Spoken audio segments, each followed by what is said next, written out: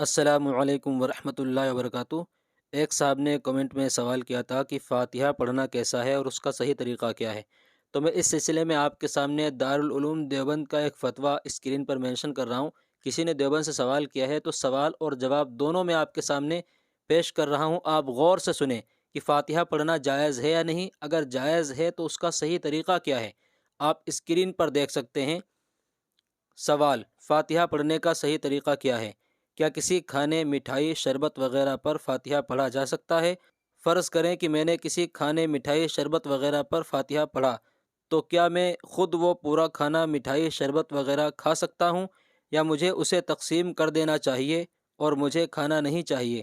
کیا فاتحہ پڑھے ہوئے کھانے کو تقسیم کرنا باعث ثواب ہے؟ جواب: بسم اللہ الرحمن الرحیم۔ کسی کھانے، مٹھائی اور شربت وغیرہ پر مروجہ فاتحہ پڑھنا بدعت ہے۔ شریعت سے اس کا کوئی ثبوت نہیں۔ اگر میت کو ثواب پہنچانا ہے تو اس کا صحیح طریقہ یہ ہے کہ کسی خاص حیت اور کیفیت کے التزام کے بغیر نماز پڑھ کر یا روزے رکھ کر یا قرآن پڑھ کر یا صدقہ کر کے اس کا ثواب میت کو پہنچا دیا جائے۔ یہ جواب مکمل فتویٰ میں نے آپ کے سامنے پیش کیا ہے۔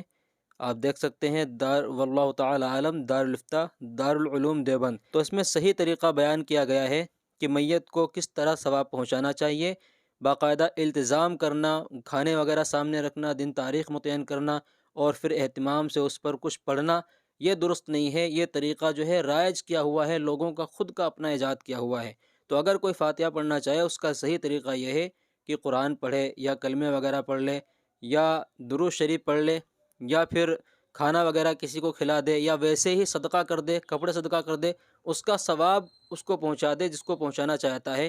یہ صحیح طریقہ ایصال ثواب کا ہے۔ اللہ تبارک و تعالی ہم سب کو سنت کے مطابق ہی عمل کرنے کی توفیق عطا فرمائے۔ السلام علیکم ورحمۃ اللہ وبرکاتہ۔